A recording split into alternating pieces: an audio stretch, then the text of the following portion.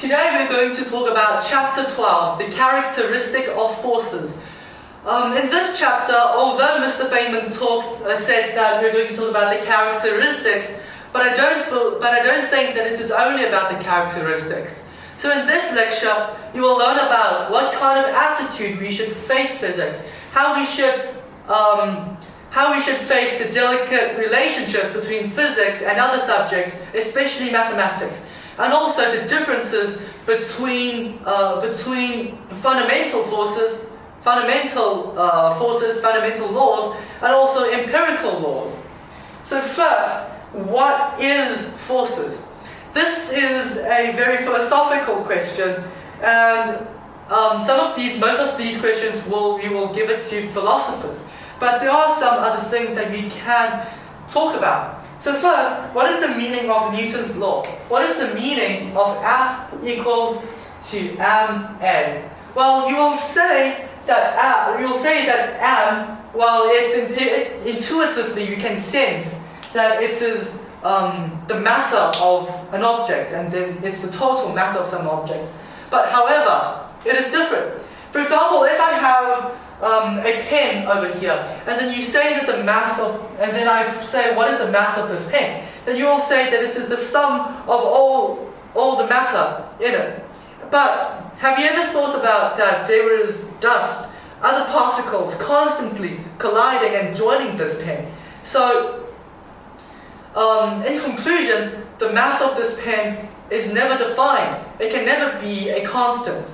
But there is, but under some circumstances, under some accuracies, for example, an interval of time, we can see this mass of this pen as a constant. And if you say, what is acceleration? Well, we can define acceleration if we know velocity and time. But how do you define these two? Well, we can say that we can define velocity if we know time and displacement. If you say, what is time and displacement, and then we first go for displacement, what is displacement? It is a step in space. Is it really a step in space? Well, you can't say that it's a step in space, but there is some subtle differences. So, if you go back to force, what is force? In Feynman's book, he gave three different explanations of force. The first one is, if your body is accelerating, then there is a force on it. The second one is, mass of an object times the acceleration. This is a definition that mathematicians will really like, but anyway, let's talk about the third one first. When the total momentum is a constant, then the sum of the external force is zero. What you will find about all of these three definitions is that they are actually trying to say that force equals to ma, and ma equals to force. And this is explained by Feynman when he said, force to mean that a moving object with no force acting on it continues to move with constant velocity in a straight line. If we then observe an object not moving in a straight line with a constant velocity, we might say that there is a force acting on it. So as you can see in this definition, it's a circular. It's actually saying A equals to B and B equals to A. And when we are saying these and trying to define what force is, we found out nothing new. We're just defining these things. There's nothing new that we can get from it. Because we can get nothing from both sides. One person can sit on an armchair and then give definitions to any random things at any random time. He can say that, let's say, this thing is called a gortal, and then let's say that this is blue. So you see, they're just giving definitions. But it is easy to give the definitions, but how something behaves is completely outside of any choice of words, any choice of definitions. What he means is that when a thing, for example this marker, is falling, you're trying to describe it. You're trying to say how it falls. You're trying to describe this behavior of this marker falling down. But no matter which word we give it to, there is still limitations, because our language is not really that powerful that we can describe everything into it. So this is the reason why we can see that there are different definitions towards the same thing, just like force. We can say that force is equals to mass times acceleration. We can say force is another thing. So if we were to choose to say that an object left to itself keeps its position and does not move, then when we see something drifting, we could say that it must be due to a gauge. So a gauge is the rate of change of position. So the word gauge is something that I just made up randomly, and then I gave a definition to gauge as it is the rate of change of position. But if you dig deeper into my definitions and example that I gave, you can find out that it is wrong. It doesn't contain any data, it doesn't contain any knowledge, it doesn't describe any behavior of any object. So we cannot get anything new from defining everything that we have. So what is the real content of Newton's law? So what is really Newton's law? Well, you will say that it is force. Well, the real content of Newton's law is all of those things that are all of those independent properties in addition to F equals to ma. So special independent properties are not completely described by Newton or by anybody else. So what it means is that Newton's law, it is an incomplete law. It isn't complete. It's just that they match what we observe under certain circumstances, and it is a strange property of physics. So, for example, we have an object that is accelerating, and then we found out there is somehow a thing called force acting on it. So, and then you find out the mass of that thing, and then you find out the acceleration, and then you times it together, and then you see that it perfectly matches with F. So we gave this equation, and then when we do experiments, when we do trials around everything, then around most things, we find out that it works quite perfectly. It works quite well. So then we say that this is Newton's law. But there is also other things that are independent of this F equals to ma. What I mean is that, let's say that F equals to ma is this little circle over here, but what is really force? What is force? Force is this entire thing. And then this border, this boundary, it is expanding because we don't know what is outside. Our knowledge isn't complete. So we can't take those laws, for example, F equals to ma, and then rho equals to m over v. We can't take these things as doctrines. It'll bind our imaginations. We always have to believe that these things are incomplete laws. Then you can develop another new one. Then you can develop new ones, you can discover new ones, and then you can give definitions to something new. And then this is how physics progresses. So what is an example of those independent properties, independent forces other than F equals to ma? So Feynman, he gave gravitations. So gravitations, we know that this is a fundamental force. What fundamental force means is that Feynman said, if something is fundamental force, then if we dive deeper into that thing, if we really do more investigation and experiments, we find out that it is this thing, it is that equation that doesn't change a lot. Now, unlike some other things, for example, what we'll discuss later, friction. When we go and analyze it deeper, it becomes more and more complicated. So gravitations, so if nothing but gravitations and also F equals to ma, which is the combination of these two, then that will equal to a complete law. But the truth is that there is other things than gravitations and F equals CMA. So here we're going to talk about some of the characteristics of forces and also the relationship of physics with mathematics. So we know that force, or we can say that we intuitively think that force has a material origin.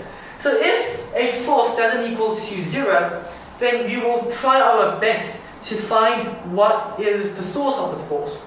And if there is sometimes in future, and then when we are doing experiments, we found out that there is a force, and then we can't find some existing sources of that force, then you go deeper and deeper, then you do more analysis, and then you find out something new. And then somehow we can get an award, and then we can get praised. So this is how physics works.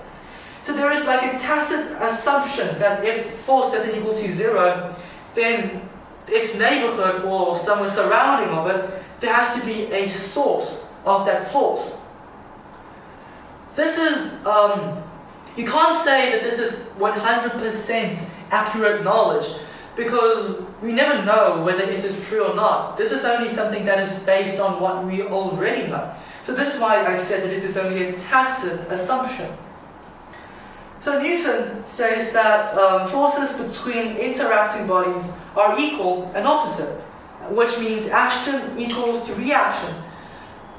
And in the 20th century, Albert Einstein proved that this is an incomplete law, because there is a time interval that is between that interaction. So from this we can say that Newton's law is incomplete. It is not really that accurate. So some students might object that I don't like imprecisions. Books says that science is an accurate and well-defined subject. Well, I don't think that this is true, because first, F equals CMA, it is not exact. If we examine it in quantum worlds, then F equals CMA, it is incomplete, it is incorrect. And if we examine it in a very, very fast coordinate systems at the speed of light, then F equals CMA also is not correct, so F equals CMA is not exact. Secondly, if you want to understand physics, you have to understand that there are all approximations. Everything is approximated. So any simple idea is an approximation. So for example, if we say that a chair is a certain thing over there, well, this is a chair that we have in here. We say that this is a chair. So how certain is this chair? The atoms are evaporating constantly from this chair, out of the chair, and then there are atoms that are constantly going into this chair. So, and dirt falls on it and gets dissolved in that paint. So, to define a chair precisely, which atoms are in air, which all of those atoms are dirt, in which everything is constantly changing, it is impossible for us to define what a chair is. So, if we change our perspectives, we just say that this thing is a chair. We approximate that this is a chair. So you can see that this very, very simple idea, it's even how simple it is still an approximation. And how to define a mass of an object is also impossible, because something is never ever left alone. We always have to use idealization and approximation to do something. So the ultimate trick in physics is idealization. If we say that in 1 out of 10 to the power of 10, the chair particles do not change. Well, that is an excellent approximation from all the accuracies that we already have. So we learned the characteristics of forces in an idealistic fashion. We can't define everything like exact. Physics is not an exact subject like mathematics. So if you're dissatisfied, so some people are dissatisfied with physics imprecisions, so they don't like all those approximations. So they want to attempt accuracy, so they turn their backs to math. And math definitions The problem with math definitions is that you can never work in real world. That those math definitions, you can't really work in real world because the real world is so complicated. At least for nowadays, always involves approximations. So the glory of mathematics, everything is defined, so we do not have to say what we are talking about. So the laws, the arguments, the logics, all of those things are intuitive. And they're all independent of what it is. Nobody goes and think of what a line really is, because in Euclid's geometry, a line is something that is super, super small, thin. And nobody goes and think of what calculus really is from its nature. So when you try to think about what it is, then it goes to science. So we are trying to relate it with our world. We don't really much relate mathematics with our world because we are trying to do also those calculations in our mind with our logics. But at the moment we're trying to relate it with our world, then we're going to apply science into it. So for example, in Euclid's axioms, we just need to follow the logics. All consequences will be correct. No differences of what the subject was. And for example, a light beam in nature. So for example, a light beam in nature, and then let's say that we have 3 light beams, and then they cross each other like this, in this pattern. So if you're trying to measure it in a sense of Euclid's geometry, then things are going to go wrong. Because why? Because in Euclid's geometry, the lines, they're so thin. They're very, very thin, and it goes into a limit. But in nature, we can never ever find that something that is as thin as Euclid's geometry, geometric lines. So however, for an experimental standpoint, not a mathematical standpoint, we need to know whether the laws of Euclid apply to the kind of geometry that we use in measuring land. So what is our job in physics is that we try to see that whether Euclid's geometry, whether it applies to our real life, whether it works or not. And then we surprisingly find out that in real life, if there is 3 beams of light like this, then the angle that is, the summation of the angle in this triangle is 180 degrees, which is correct according to Euclid's geometry. So we found out that it is correct, but still, it is still an approximation. But this approximation, it has some of those accuracies. So we try to see whether math laws apply to it or not, and it worked. And experimentally it worked. We have to focus on the word experimentally because we have to rely on experiments. No matter how beautiful, how concise, and how imaginative the math derivation is. If the experiment says that this doesn't work, then all of the math is bullshit. So approximations, experiences, logics doesn't work if it is completely math. You have to put some kind of approximations into it. So from this example, we can actually think that there are in different subjects, even in science, for example, biology, physics, and chemistry, we have different ways of learning and different ways of describing the nature. So in conclusion, F equals CMA is not a definition. It never will be a definition because there are all of those independent properties that are outside F equals CMA. And we cannot deduce everything mathematically. We cannot put mechanics as a mathematical course. Well, that is actually quite a critics towards AS and A levels. So we have to rely on what it is in physics, or not what math and logic is. So nature is a science that in how we can describe nature. Well, so our main job is to describe nature. And we establish postulates. And if we establish postulates, we try to use math to describe it, because we want quantitative data. So these things boost our efficiency of describing nature, and it can give us some certainties of predictions. So it is easy to form a mathematical system, but all these axioms in math will work in physics, which is quite strange in science, but it really works.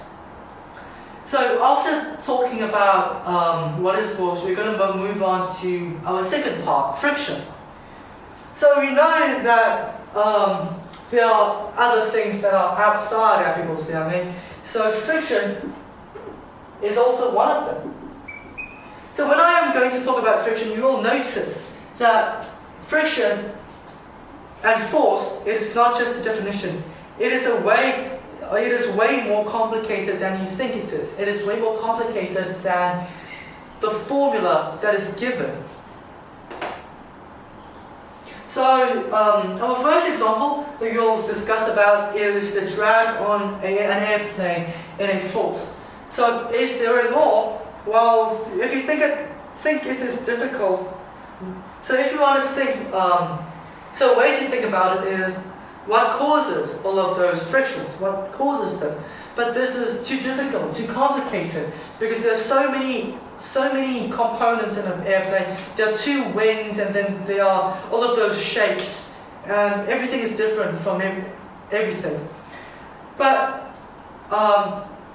according to empirical data, there is actually a law that states that F is approximately equal to c, which is a constant, times the square of the velocity. And you can see that this is, then you might say that is there analogous towards F equals to ma? Well, I say that there isn't much analogous, because the former, it is a fundamental force.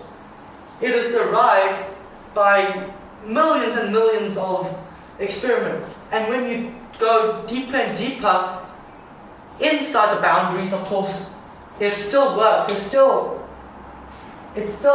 appears to be F equals to ma. But it is different for F approximately equal to c v power of 2. Because this thing, it is tested through wind tunnels. We put an airplane in a wind tunnel, and then we empirically see that there is somehow a relationship like this.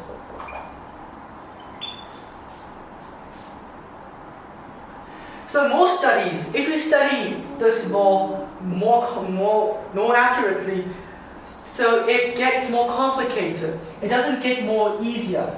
It doesn't get more simple, just like F equals to ma.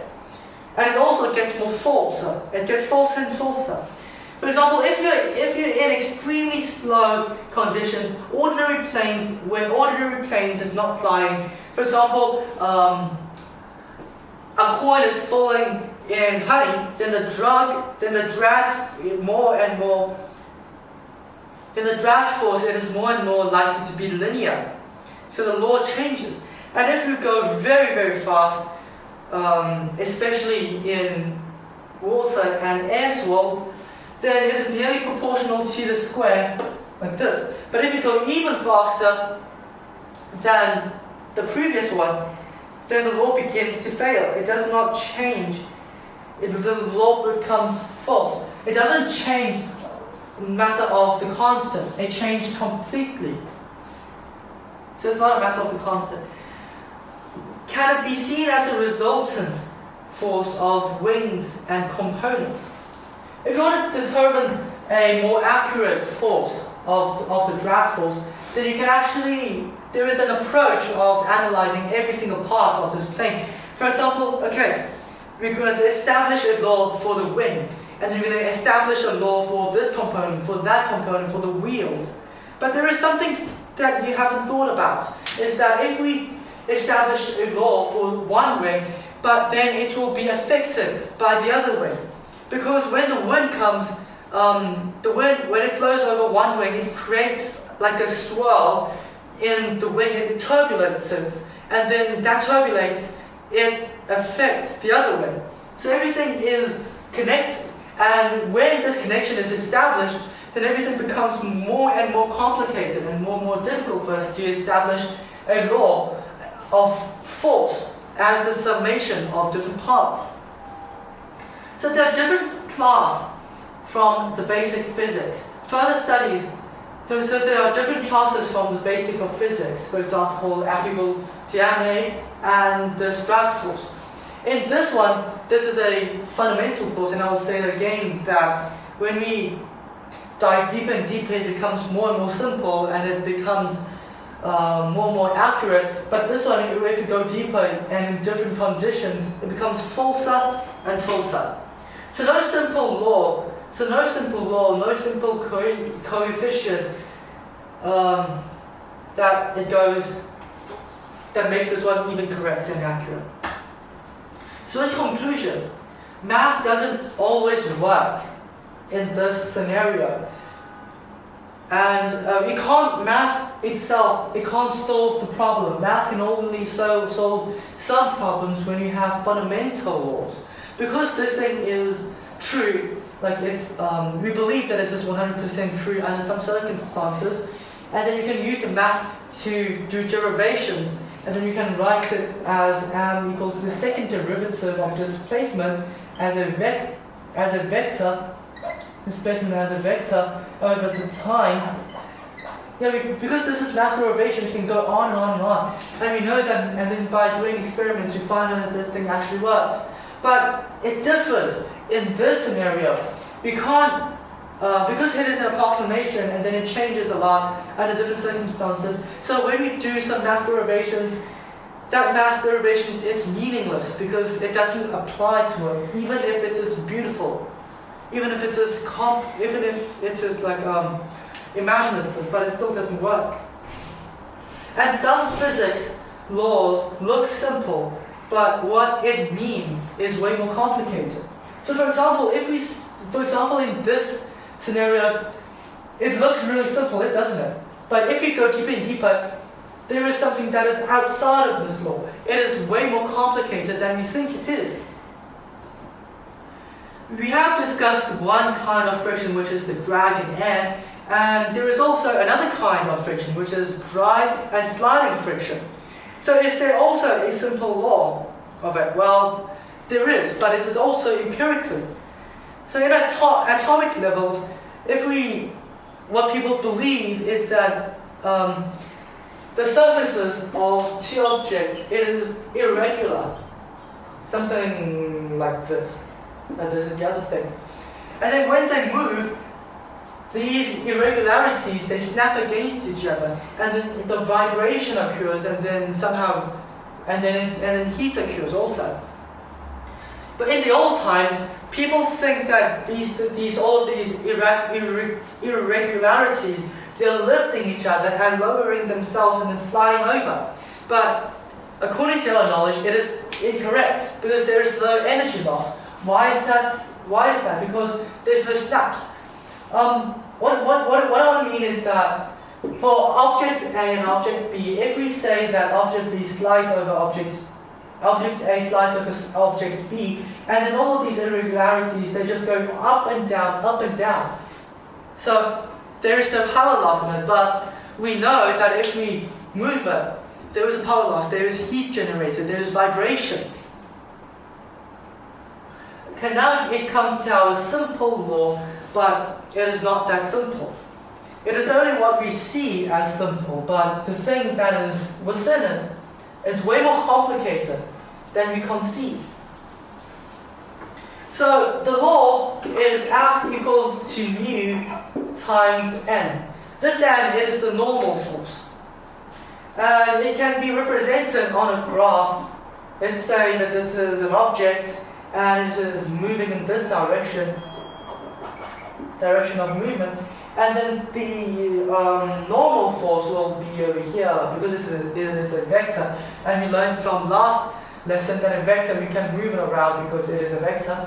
So we move it over here, and then because we know that a force is a force that is, a friction is a force that is preventing an object from moving. So there should be a force in this direction. So let's say that we have this, call this friction. According to vectors, this is the summation of these two forces. So most people believe that, so most people believe that the force that is needed,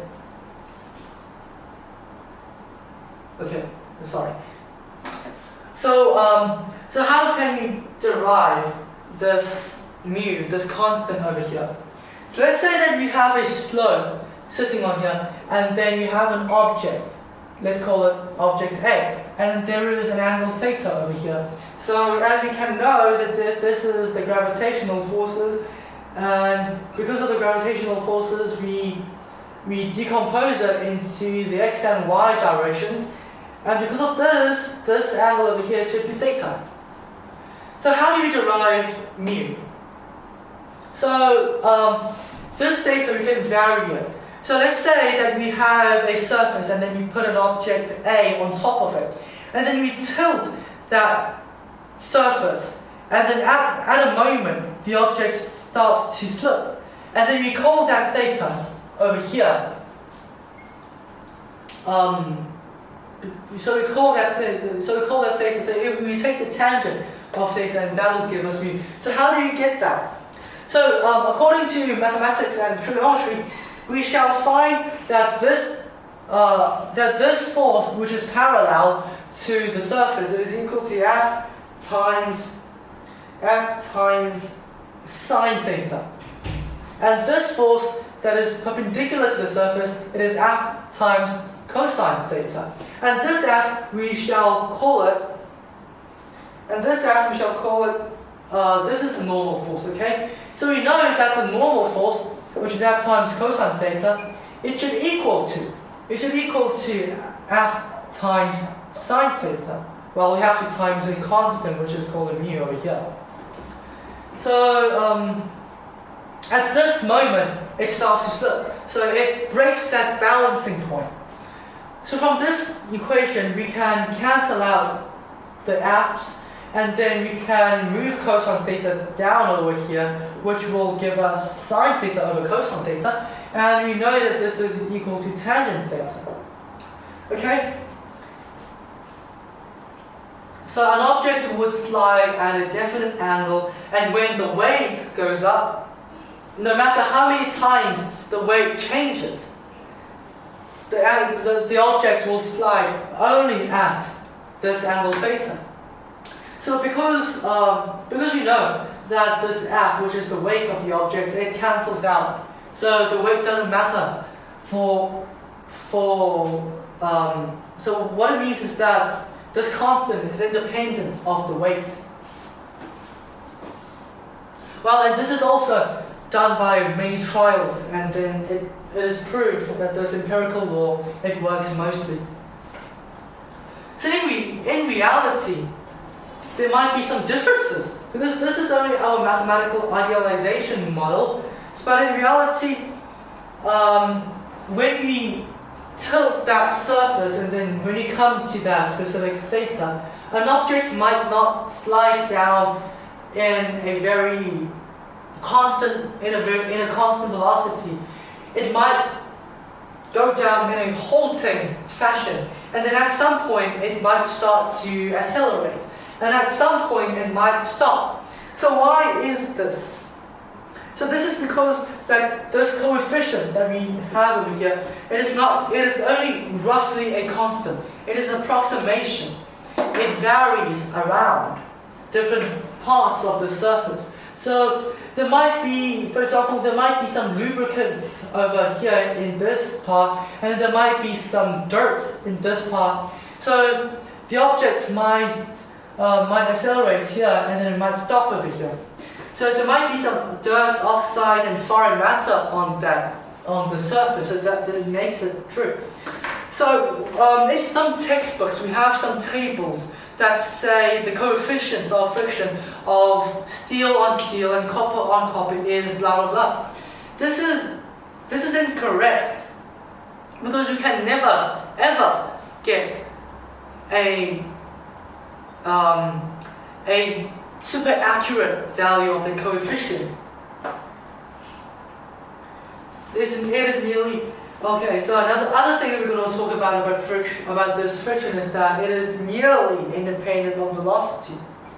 Well, we say that this is nearly independent of velocity is because it's never been proved, like experimentally, with super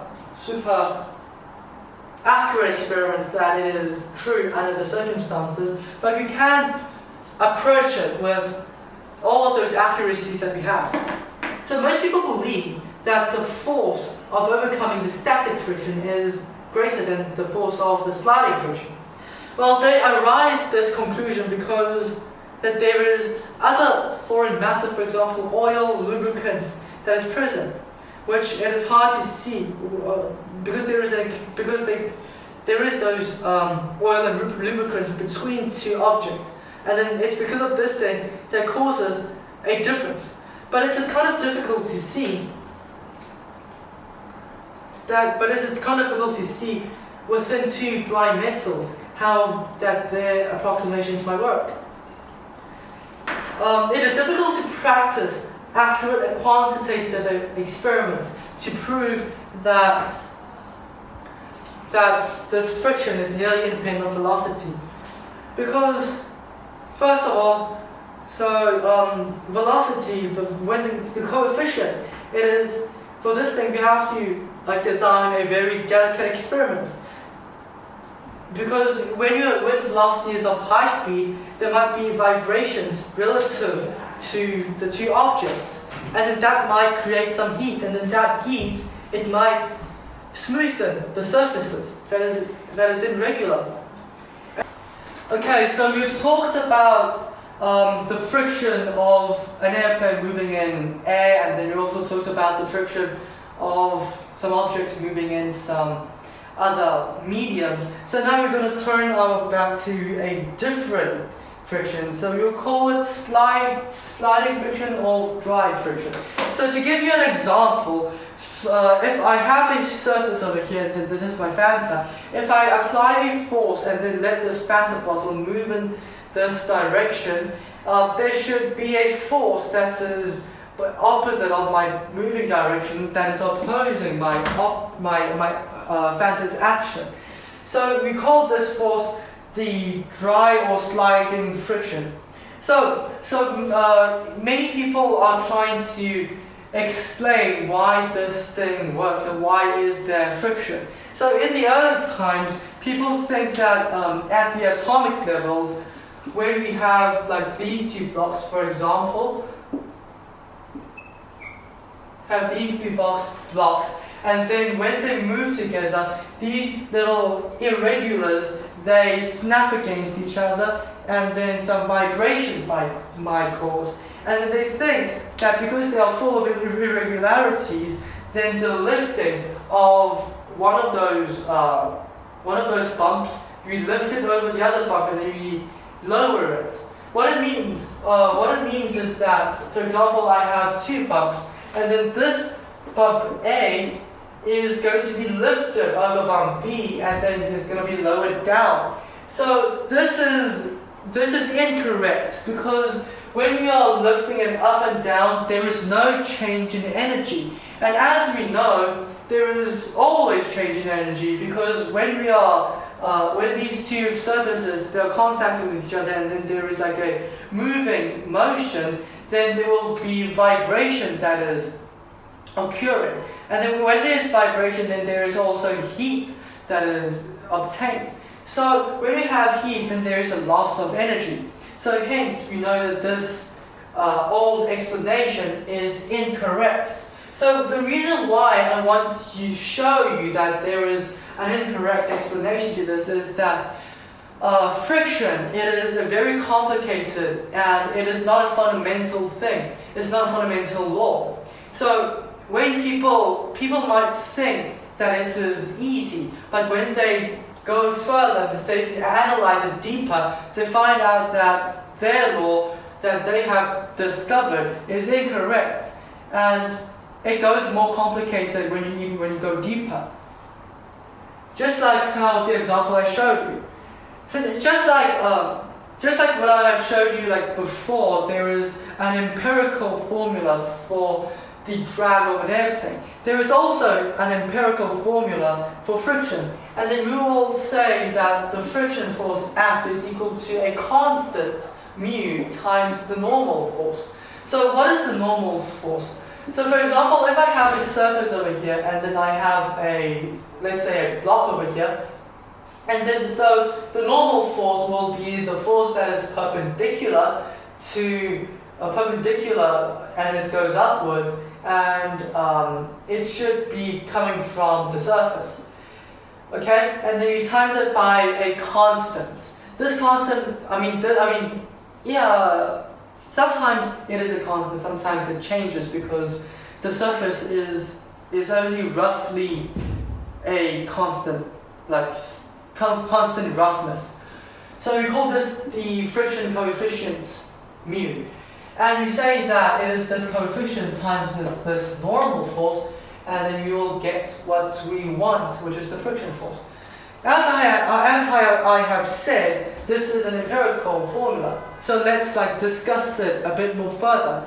So we see that this is the direction of motion, and we have the normal force over here.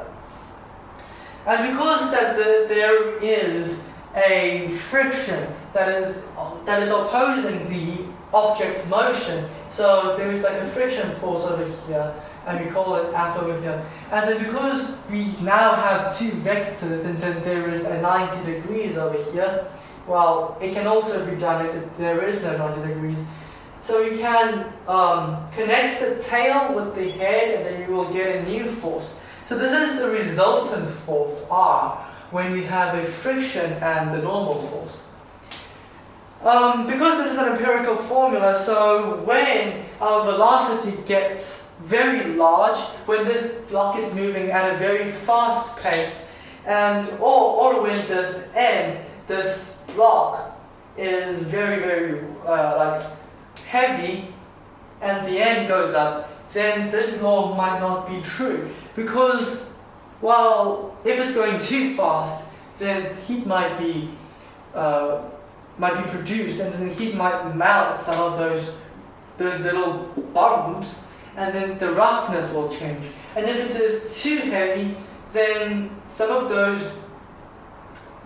of the energy will be used to overcome and snap some of these bumps, and then it might not even move. So this is what I have to talk about.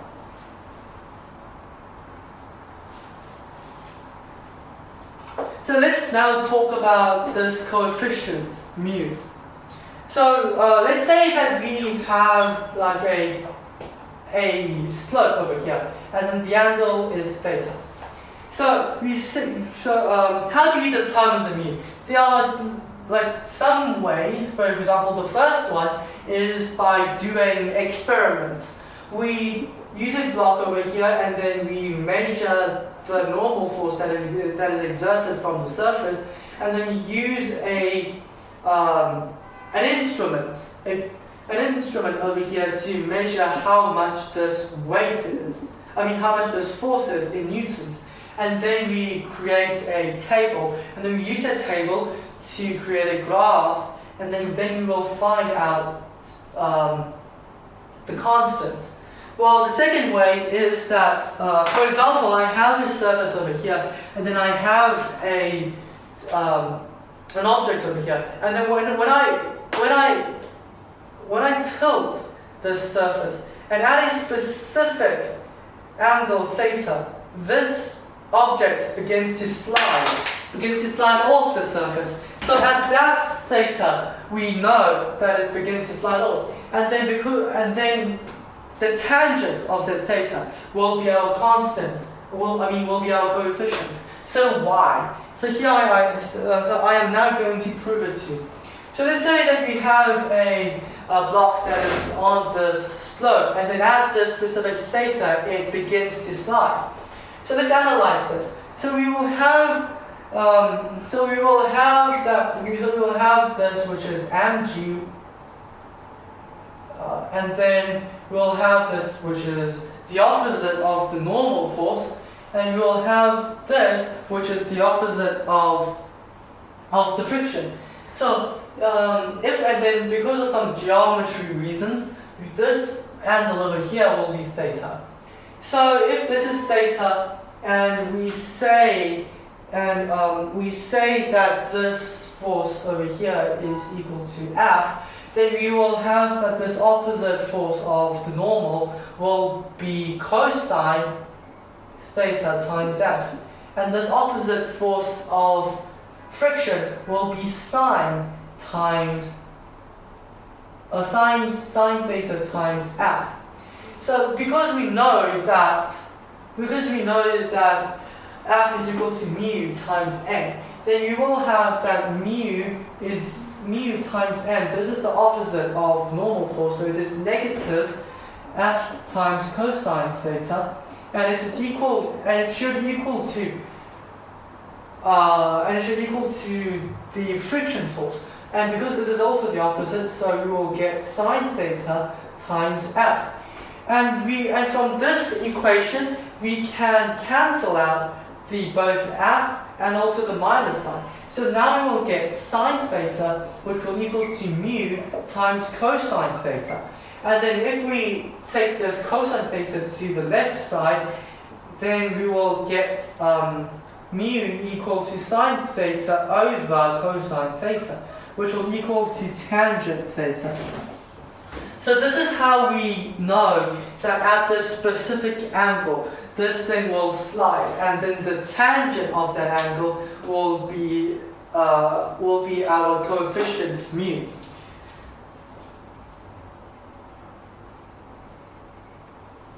And also from this derivations, it's easy to see that on the slope, no matter how much weight we add to this block, at this angle, it will slip. So for example, let's say that this angle theta is equal to 45, and then my block is 10 kilograms. Then it will also slip, then it will slip. And if I add it to 100 kilograms, so theoretically it should slip. It should slide off, it should stop moving. And if it is 1 ton, then also theoretically it should also start sliding. So because in this derivations, the F is cancelled out, and this F it represents mg, which is the weight of this block. So if it is cancelled out, then we say that it has nothing to do with this coefficient mu. But in reality, there is something different. And just before I say that these are all like theoretically, but in reality, at this angle theta, it might have like a halting fashion, or it might first accelerate for a few seconds and then it might stop. So why is this? Because at this coefficient, it is only a rough constant. It varies a lot. So for example, this surface, because there is like some oxides, some dirt, some foreign matter on my surface. So at this point and at this point, the coefficient is different. Well, because there's oxide, there's dirt, there's foreign matter, there's scratches. So that is changing. So an object that is supposed to slide at this angle theta at this point might stop at this angle at this point. So this is what I wanted to say. So in some science book, they will give you a table and it will say that steel on steel and copper on copper, it will give you like the coefficients of friction. So this is false, I'll say. Like it'll never be that accurate, because there's always impurity matters that are on those surfaces that you are going to use to test it on. So if we want to determine the coefficient, we can only determine a rough rough empirical constant that is not really that accurate. Some people say that this coefficient mu is independent of the velocity. So before we talk about how and why this cannot be testified, I want to first say that some people believe that the force that makes an object start, which is the static friction, and also the force that prevents the object from sliding, which is the sliding friction.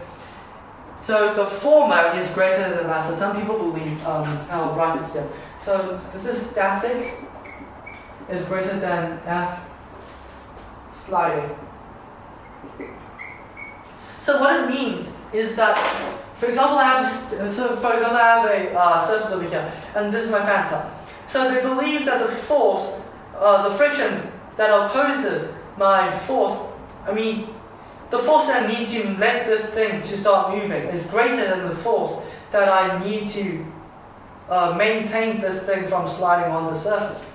So some people believe that this is true. Well, it arises from experiences. From the experiences, because there is always oil, lubricants, some other dirt that is present on the surfaces. But it is hard to see when there is two dry metals, and we will discuss it later on very soon. So going back to how they say that the mu is independent of velocity, it is very difficult to practice it out because there is always some impurities. There is always something that we cannot put in our precautions either because we don't know or either because there is too much. So it is difficult to practice accurate quantitative experiments. And the laws of the friction it is not analyzed well, not like the fundamental laws, for example, the gravitational laws. So the velocity, so if you want to, so for example, if you really want to test that the velocity this mu is independent of velocity, and then you try to make the velocity super quick, super big, and so the object is sliding through the surface at a very high speed, then there will be some other changes. There will be huge amounts of heat that is created in this process, and it will decrease the friction, and it will make your analysis inaccurate. So what I have to say about this is that all we know about this is only semi-empirical. It is somehow the same. It is somehow it is correct, but it is also incorrect, so we call it semi-empirical. And it's mostly from our experiences and experiments. But these things are all not understood that well. Just like the coefficients, it's only an estimation.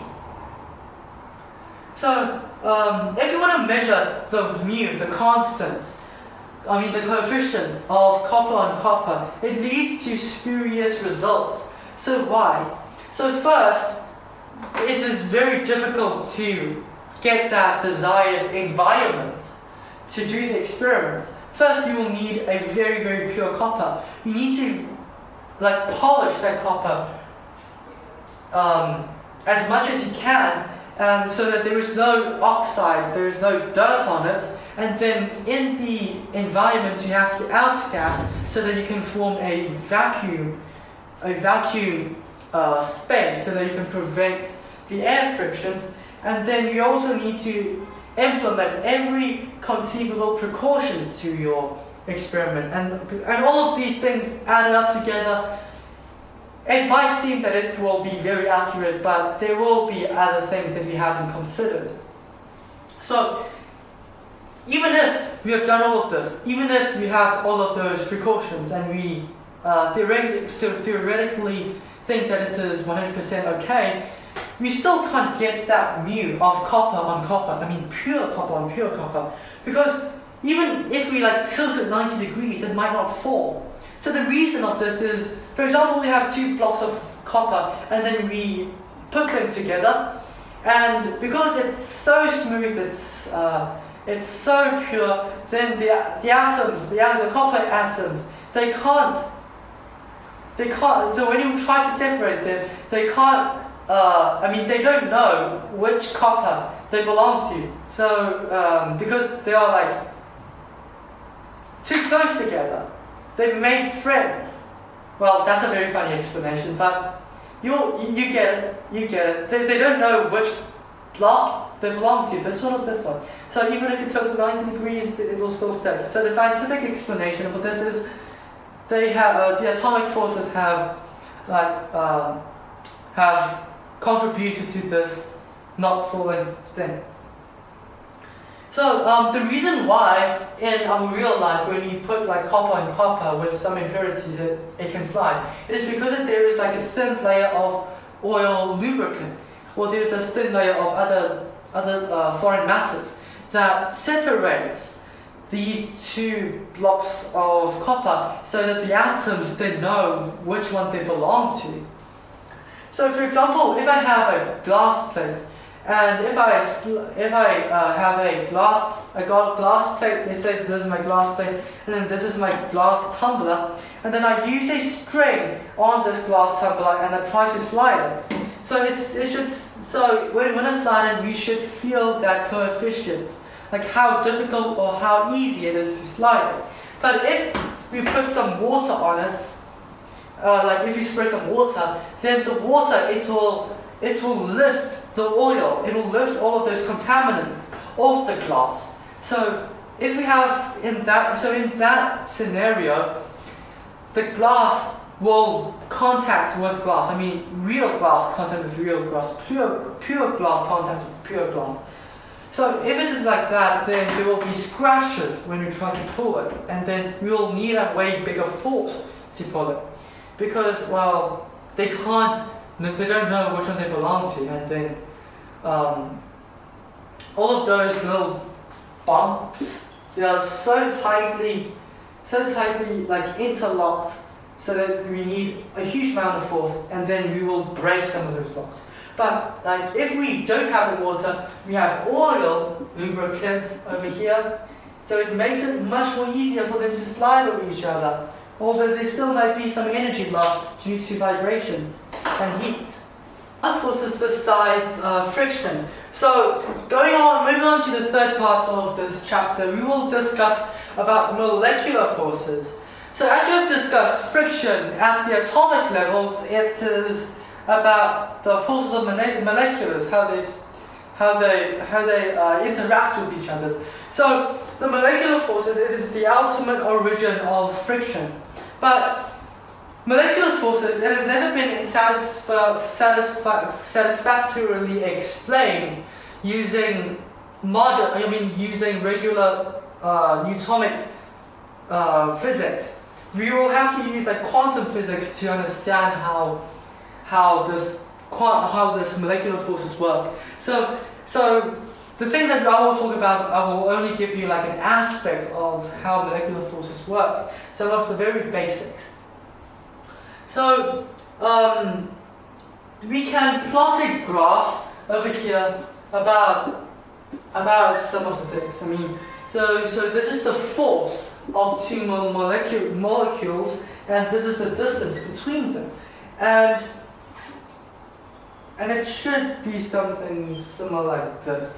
It goes like this, and we have over here we can use a function to describe it, which is k over r to the power of 7. And yeah, so this is the relationship of most atoms, of most kinds of atoms, when they are packed together, the force and the distance. So for example, if I have two atoms, atom 1 and atom 2 over here, when they are very close, then they will repel each other. And when we separate them a bit like further away, then there will be a negative force, which will result as attraction. So, but this is only like suitable for some of the atoms, but there are also other cases.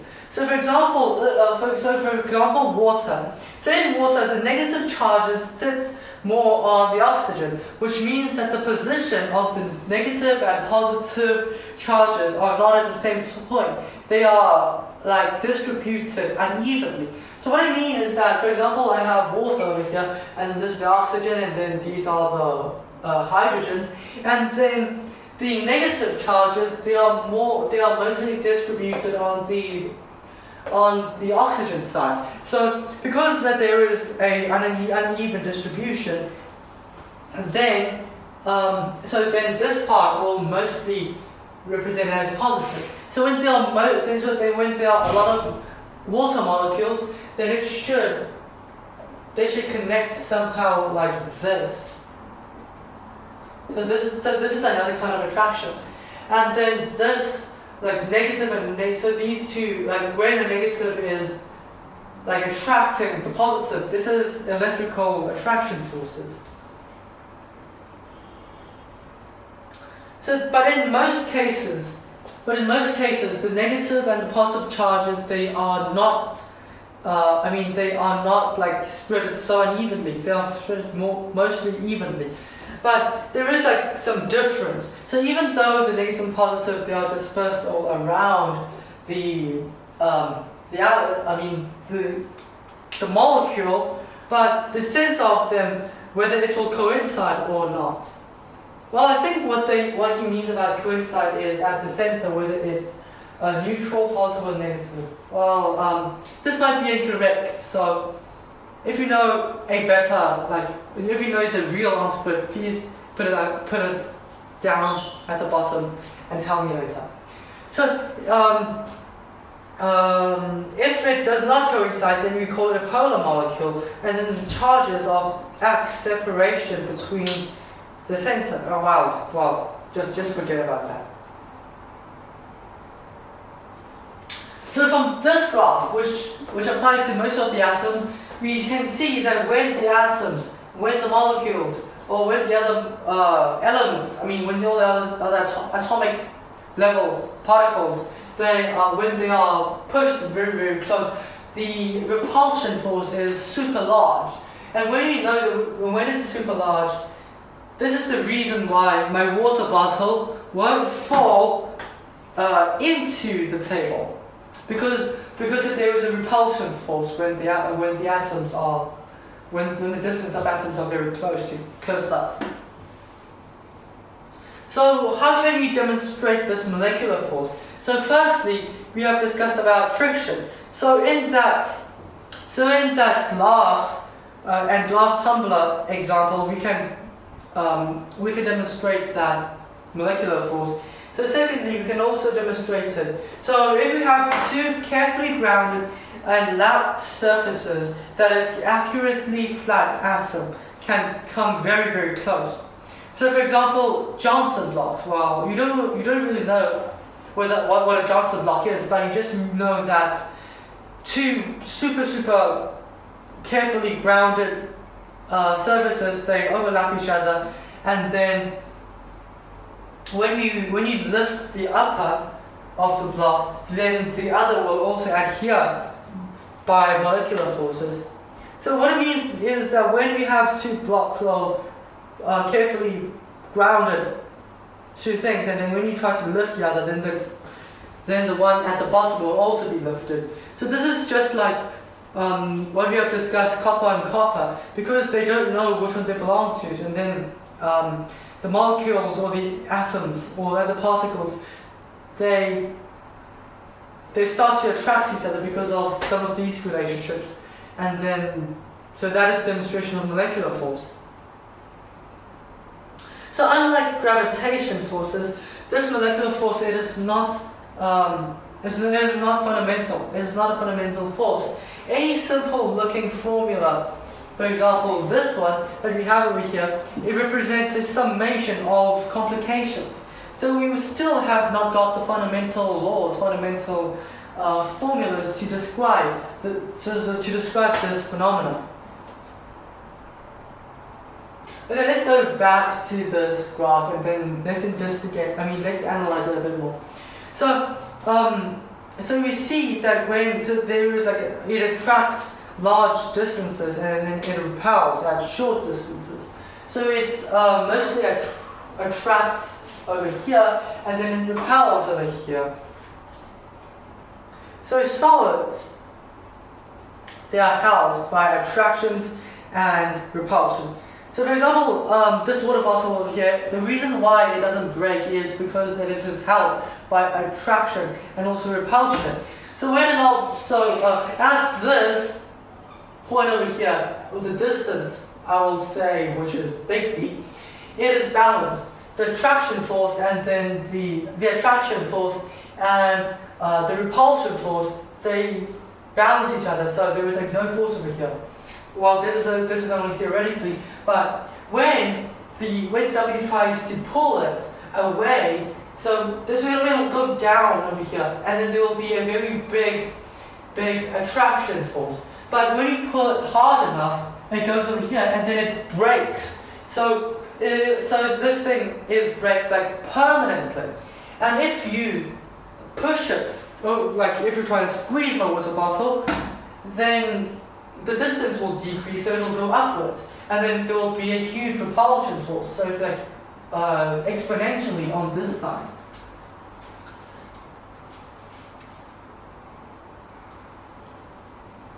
Another interesting thing that we can get from this thing over here is Hooke's law.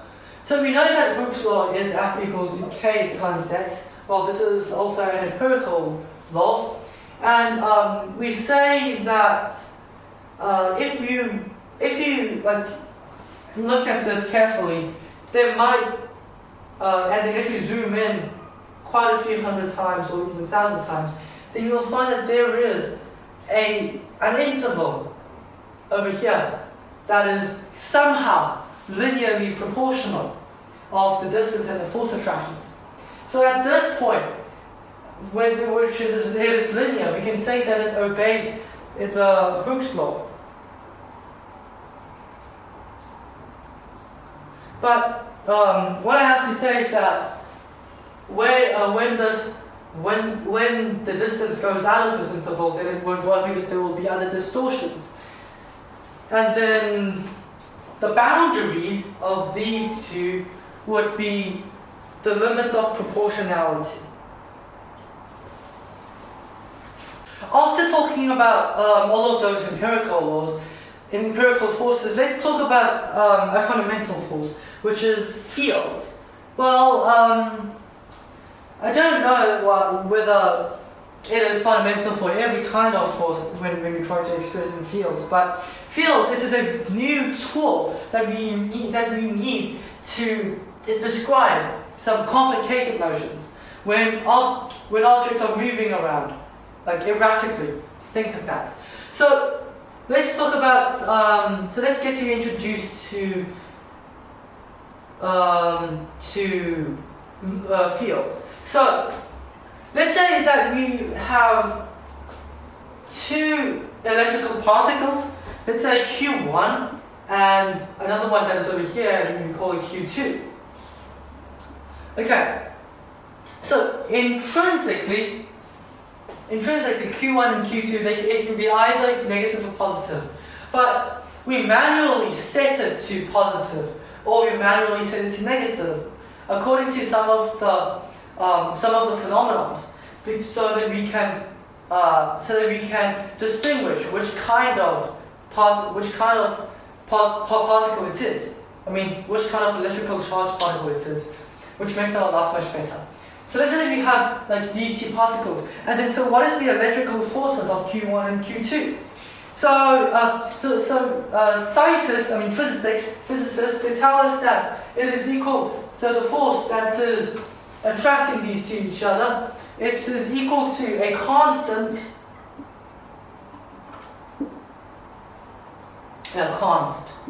Constant times Q1 times Q2. Q1 and Q2 is the charge. Okay, remember that Q1 and Q2 is the charge, and then divided by the square of the distance. So this thing looks really like the fundamental law of gravitation, but yeah, they have some of the same. And then in history, when the person who got to this law, he actually looks back at the gravitational laws, and then he thought, well, if it works for two objects, two masses over here, these two, then it might work for two particles that have different charges. That have charges.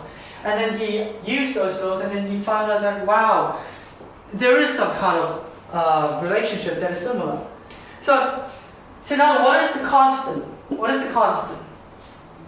We say that the constant is equal to 1 over 4 times pi times theta 0. Theta 0. Well, this is some kind of complicated. So what is theta 0? So let me just tell you what it is. It is 8.854 times 10 to the power of negative 12, and then it is called squared, and then it says Newton, and then it times m squared. It is a bit complicated. And then this whole thing, it should equal to 8.99 times 10 to the 9, and it is Newton times m squared divided by col squared. So the reason why, a constant. So normally a constant, it should not have a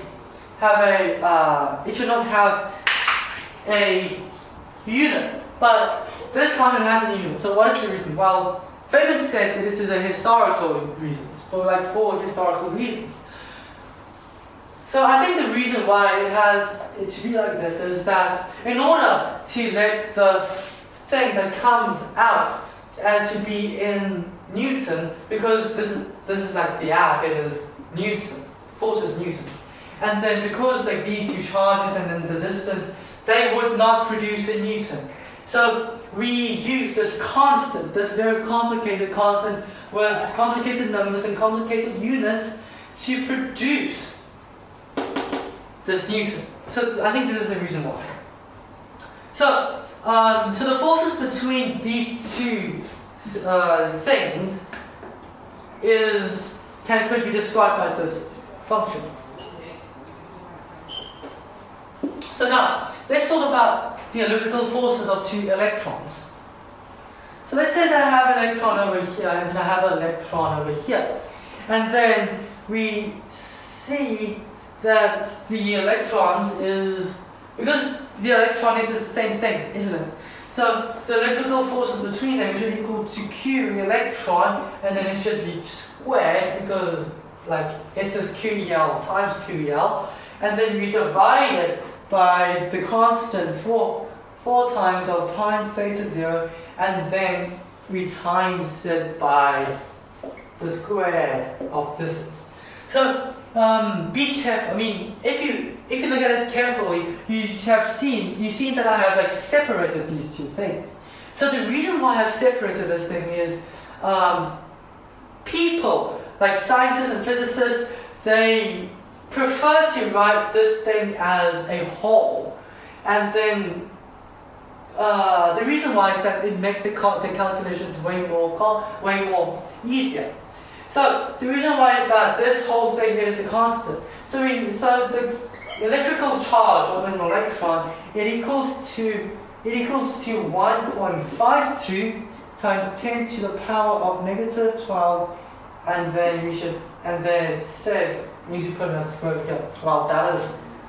Well, there might be a mistake when I wrote it here, but this is what it says on my mind map. So people notate this as e squared. So the advantage of writing these things as e squared is that when you want to calculate the force, the mutual attraction forces of two electrons, then we can just write it as e squared over r squared, and then so we only need to know the distance between them, and then we put it under this e squared, which is a constant, and then you will get this. But there is a problem when we are analyzing these things. It is that these two electrons with the charge of this much, and then in the former example of two other electrically charged particles, these examples, these particles, they are in fixed place. But in reality, are they in fixed place? No. They are moving around due to all kinds of reasons. So if they are moving around, then the force that we are using, the formula that we are using, it should work, but because it's moving around, then it's way more complicated. So it's way harder to keep track of it. And I believe that there is a way that mathematicians can work it out, but it should be very astonishing. It should be like a landscape of a whole lot of symbols. So in order to make this thing a bit more easier, to make it way more easier, we have invented a new concept, which we call it a field. How do you spell field? You put an I over there. So we invented a concept called field. So let me illustrate this idea to you. Let's bring back our Q1 and Q2. So let's just take this off.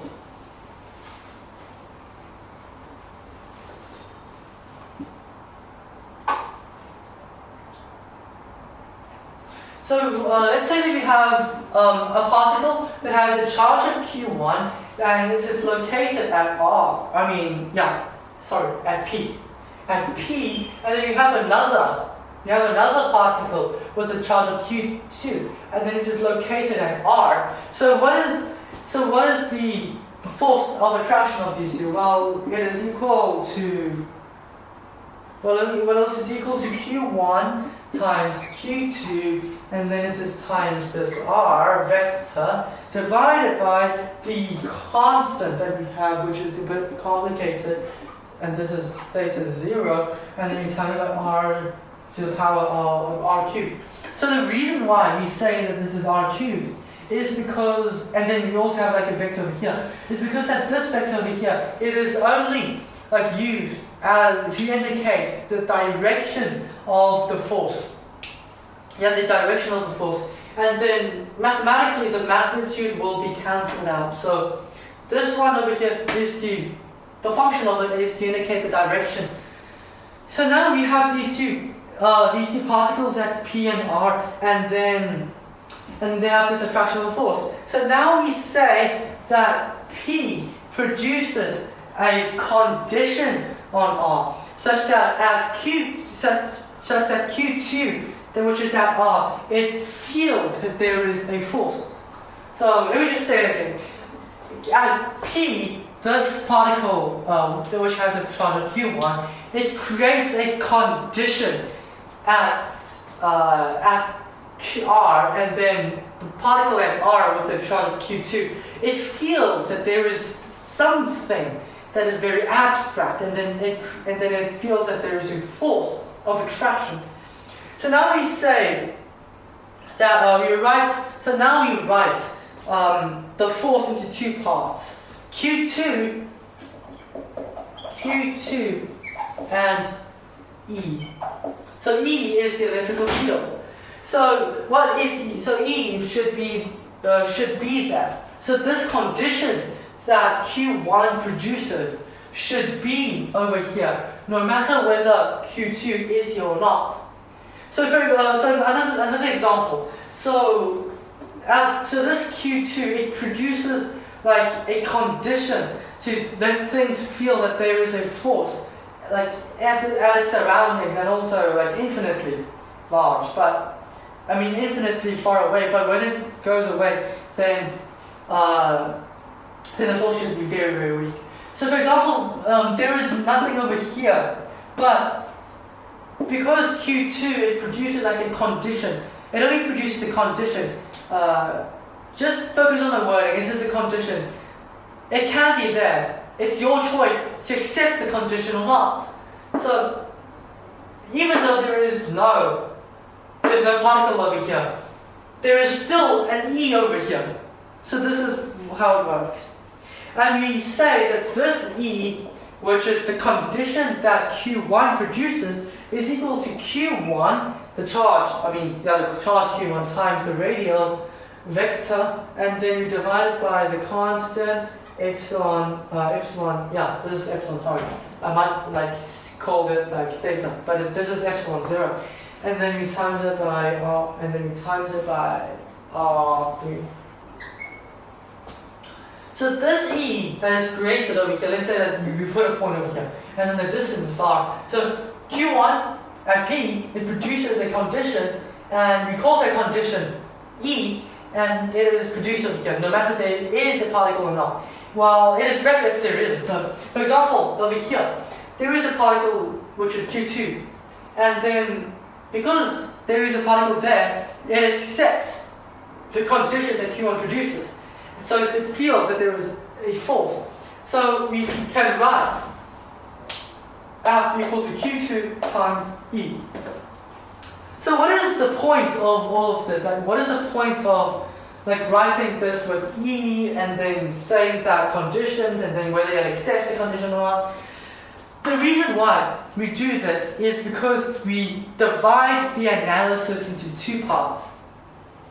So we divide it into something produces a field, and also we divide it into something is acted on the field, something accepts the condition, something that feels the force. So this is like we split the analysis into two parts. And in further studies, in further examples, in like more complicated examples, you will learn that this splitting into two parts, it makes things much more easier. So, the total electrical force produced at R, how can you calculate it? We only need to know the condition that is produced over here, which is E, and then we times it by the charge Q2, and then we get the force. Hallelujah! Like it's that simple. So this field thingy, it can work for electrical forces, but it can also work for gravitational forces. So now let's see how it works for gravitational forces. It's actually kind of the same. So let's take a review. So this gravitational force, just remember that this is a vector, so you need to put like an arrow over here. Well, maybe I have forgot to put an arrow when I was like writing electrical forces, but like I will have to put a vector thing over here.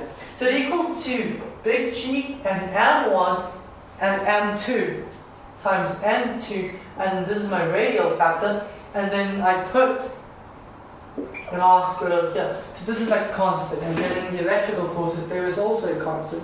But in electrical forces the constant is 4 pi epsilon 0, which is equals to something that is complicated due to historical reasons.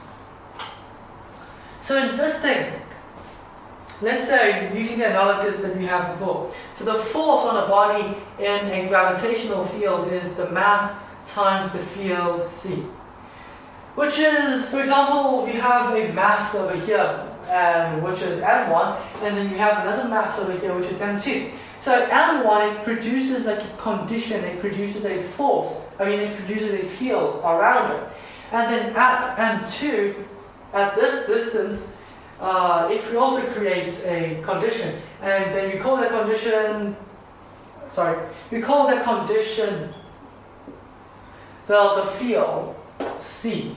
So the force of M1 on M2 would equal to the mass of M2 times the field C. Well, just to correct what I have written like incorrectly before, this field it should have a like arrow on top. It is a vector. And what is this C equal to? This C is equal to the negative G times M1, and then it should also times a radial vector divided by R cubed. So this is how it should be.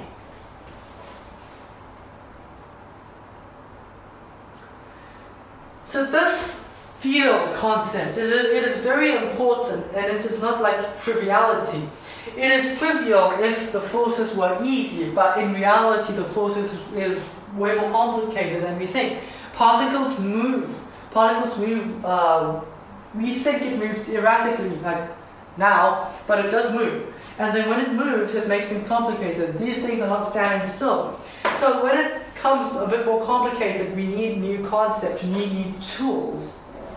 So, for example, if we shake a charge, then it should produce an effect. So what is the effect? There is like a shake of the field that it created at a distance. And then when it stops moving, the field keeps tracks of the past. So because there is a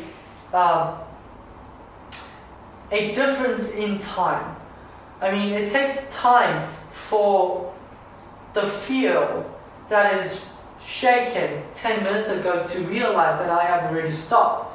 So that thing that is shaking 10 minutes ago, it is like still shaking, but it keeps track of what has happened before. So it's not instantaneous. So this is what I want to say. So force depends on where a charge is yesterday, and the machinery keeps tracks of it. So what is the machinery that keeps tracks of it? Field. So that is a character field that keeps track of what is happening. Well, this is like a bit more advanced, but we will discuss it like later on due time. So analyzing forces on fields. So let's like revise. So general introduction to the analysis. So first, the response to a field. So you gives like emotions, gives equation motions, and then equations of motion. And then, like for gravitational, it is the mass times the gravitational field, and for electrical forces, it is the charge times the charge times the electrical field. But it is not only like this. We also need a system of formulas that formulate the law which determine the strength of the field and also how the thing is produced. And people call it the field equations, and you'll learn it due time. So the principle of superposition of vectors field. So the total field due to all the forces is the sum of the field due to each force. So what it means is that, for example, I have like a lot of all different electrical charges, and then I want to know what is the field that it creates at, say, somewhere over here. So because that this particle, it should be affected by all of these particles. So then in order to make it a bit more easier, we need to know what is the total field that is created by this whole lot. Okay, let me just erase this picture.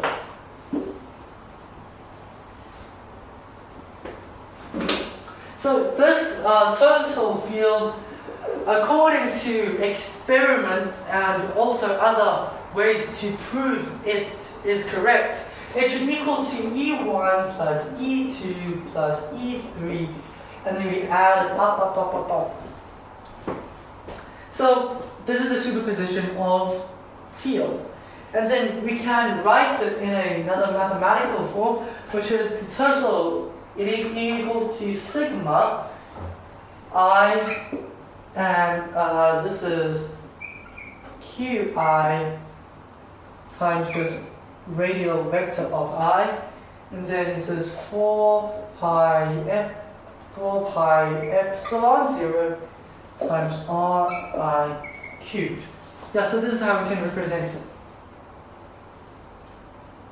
It is also the same when we come to gravitational fields. So the total gravitational field, as we have discussed it in another chapter before, when we talked about gravitational laws of different. You can remember of different planets, how different planets are affected by the gravitational forces of all the other planets. So in this scenario, the total gravitational force of Ci, it should equal to negative G times Mi times Ri. This is also a vector divided by Ri squared. This is not a vector. Okay. So this, when it comes to gravitational forces, it should also work for this superstition. You just need to add up all of those individual fields, and then you will get the total field, which is C is equal to C1 plus C2 plus C3, and then we go up and up and up. Okay, so there are some thoughts that I have wrote about this field. So as far as we know, it is guaranteed that this is correct, even though even some violations. But with careful analysis, there are some overseas of some charges, and this thing applies exactly to electrical forces, not exact for gravity. If field is too strong, and Newton's equation is just an approximate. So what I mean about it is that when the gravitational force is too strong, then the Newton laws, which is this thing, it is only an approximation of the two forces between two very large objects. So because it is an approximation, then people won't be satisfied, and then we need a new theory to adjust it, and that will be Einstein's gravitational theories. Okay. So besides electrical, gravitational, that can be described as field, there's also another thing that can be, which is magnetic forces. So before we do this, let's just before we introduce you to how it does and how it works, which is super complicated, at least I think at this time, and we won't discuss how it really works. So I'll only tell you or give you an aspect of how it works. So let's start with an experiment. Let's say that we have a apparatus, and then these are a tube. Let me just finish my drawing. Okay, so these are two metal plates, and they are connected with something over here that is a bit too hard for me to draw. And then this electrical component, it can charge these two plates. And then the change in the voltage and other mechanisms, it can make the upper plate, it can make it positive or negative. And it can also make this one negative or positive, the one at the bottom. And then we have a tube over here. Yeah,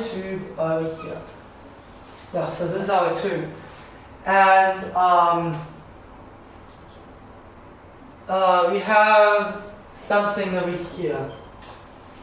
So this thing over here is called a fluorescent screen. Okay, fluorescent screen. And how things do is that we shoot an electron, or whatever it is, a particle, or I'll say, yeah, I think it's an electron. This is an electron beam tube. So how it works is that through this little thing, it shoots an electron, and then this electron, without the interventions of this electrical field, and then there will be a magnet, a U-shaped magnet. Without these two interventions, it should hit the center of this fluorescent screen, and then we can observe where the particle is over here. So there are two parts. The first part, we will try to see how the electrical fields work. So we will first make the downside negative, and then we will make the upper side positive. So because we know that an electron is negative, so it will be attracted to the top and repelled from the bottom. So how it should work is that when this electron is shooted, it should go a little bit up. So there is so it is intervented. So the roots will be over here. So it should be over here. And then we switch it around. We make the bottom positive and you make the top positive, make negative. And then according to experiment results, we will find that this electron that is shot over here, it should be somewhere over here at the bottom of this center, because it is attracted by this positive plate. But this is different.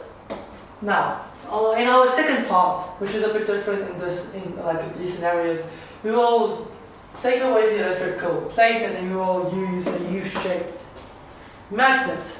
And then it is a bit too hard for me to draw it out. So let's say something like this. Yeah, something like this. How do you draw it? Okay, anyway, this is my best attempt. And this is south and this is north, okay? This is south and this is north. So now, as shown on the graph, when an electron is shot through over this tube, it will, when the south and north is at this side, then it should appear on the top. And then when we swap it upside down, what I mean is that it should also be something like this, but the north and the south is not swapped. So in this scenario, we will find that the electron that is shot, and then when it goes through this tube, it should also it also appeared on the top of this fluorescent screen. And as shown on the graph, the positives are. And then when we invert the positions of north and south, which I mean changing this to north and changing this to south, and then we will find that the particle will be going down. And then when we turn it upside down, but the north and south will be the same, which is something like this, it should also be down over here. So the results of this thing, we should it should be discussed later on, but mainly the reason why is that in this U-shaped thing, let's say that this is south and this is north, the magnetic field is directed from the north to the south, like from one pole to another. And then at this time it should be something like this, and then something like this. Yeah, something like this and something like this. Okay, so it's like this. So when this is upside down, when you turn it upside down, it doesn't change the direction of the magnetic field. And then, but when we reverse the two poles, it does change the direction. So this is why when we turn this upside down, the results are the same. But when we invert the direction of the two poles, they appear to be on the downsides. Okay, so this is part 4, fields. So in fields, we have discussed about a new concept that divides the analysis of the forces into two parts, which is something creates a field and something acts on the field, and this makes our life much more easier. And we will discuss this later on. Okay, sorry, I have got something wrong. So, although there is a acceleration that is over here, but there will be a pseudo force that is created that is in the opposite direction of this acceleration. Well, for the reasons, I'm not really sure myself, but I think that there is a high probability that when we try to push a bottle to where you try to let it start moving, then the static friction is greater than the sliding friction. Well, that is arised by experience, although, but it is kind of correct. So because of that, then the repulsion, then the friction force is greater than this force. So then the resultant force in the x direction will be a negative n. So let's say that is a negative n or negative something. Yeah, let's say negative electron or whatever. And then if it times it by A, and then it will create a force. And then because it's vectors, so then now we can put it over here. And then there will be a negative force that is created over here. And so there will be a force that is directed in this direction, and then it is for pulling, or you can say like squishing the water to the left side of this bottle's wall. And then in this scenario, when we are decelerating in this direction, so when we are trying to decelerate, then the deceleration direction is this direction. And then because it is like negative, there is like inertia, I guess. So there will be something like this. And then the same with this scenario, there will be a force that is squishing the water to the right hand side of this thing. To this thing, yeah. Something important, so an important feature is that all pseudo-force is proportional to mass. This is something kind of special. So the same is true for gravity.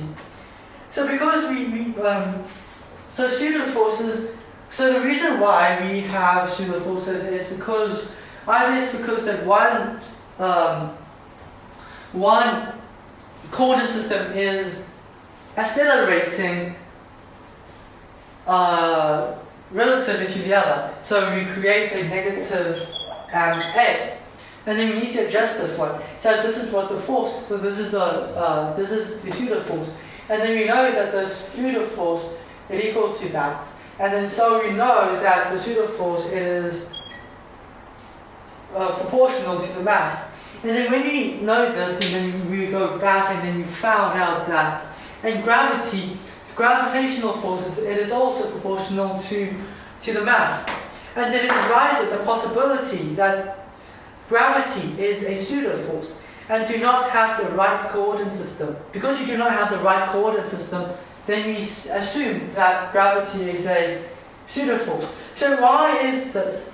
So we can always get a force proportional to the mass if we imagine that a body is accelerating, isn't it? So for example, a man that is in a box, and then on Earth, we just put it still on the ground, and then the person inside the box, and then the person inside the box, he cannot know what is happening, and then you will feel that there is a force that is pulling everything down. And then, but if you go onto space, and from our perspective, the man should be floating. But if we apply a force that is pulling him upwards, then there will be a pseudo force that is created downwards because of negative gravity. Yeah. And then he will think that he will see that there is a force that is pushing everything downwards. And he cannot distinguish which one is on Earth and which one is on space with the force pulling him upwards. So this is the reason why we can say that gravity is somehow a pseudo-force. So here comes an Einstein's hypothesis. So given to give a imitation of gravitations. So forces of a pseudo-force cannot be distinguished from those of gravity. It is not possible to tell how much of a given force is gravity and how much is pseudo. This is kind of philosophical. So what you want to mean is that, so for example, a person that is in the box, and then he is in the sky, and then because we know that, according to the inverse square law, when we get further away from the Earth, then the attraction force, which is the gravitational force, will decrease. But when it decreases, when it decreases, then we apply, we adjust it with a force that is pulling him upwards. So the person in the box, you will notice that the force that is pulling him towards the bottom of the box is not changing. And then because as an observer outside of the box, we know what is happening. This person is getting further and further away from the Earth. So now, if I am the observer inside the box, nothing is changing. to the conclusion of this thing is that we cannot tell whether how much proportion of the force that now we are experiencing is pseudo force and how much proportion is real. So to consider a pseudo force only at one point at a time. So this is like a condition which is a bit more complicated. So the geometry of the world is more complicated than we think. So in two-dimensional plane, if we distort it to be a sphere and then we shoot it and then it collides, the bullet collides with ourselves, but they are not attracting each other. So what he means is that, let's say that we have a flat 2D plane, and then if we distort it and then you make it a sphere, and then you know that if it's a sphere, then there will be an attraction of force. And then if you shoot a bullet, then the bullet should go around that sphere, just like how the satellites go around ours. And then you will see that the bullet will collide with us, which will kill us. But what is weird is that in their coordinate system, which is a flat 2D plane, they might think that these two things are attracting each other. But on our perspective, it is not. It is because we distorted it. So if we distort the geometry sufficiently, it is possible that all gravitation is related in some way to pseudo forces.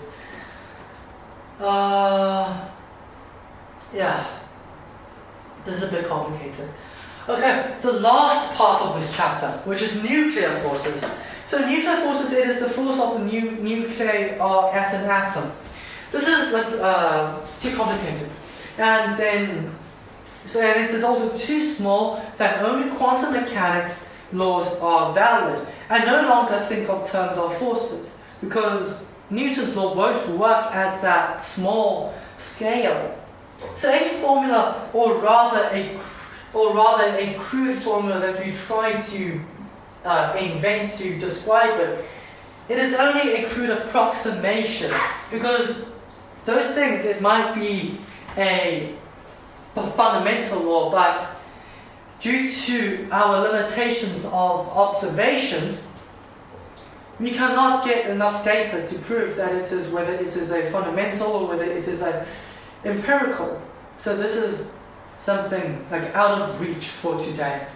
And so the fundamental machinery behind it is not solved, and this is something that physicists are trying to solve, which is nuclear forces.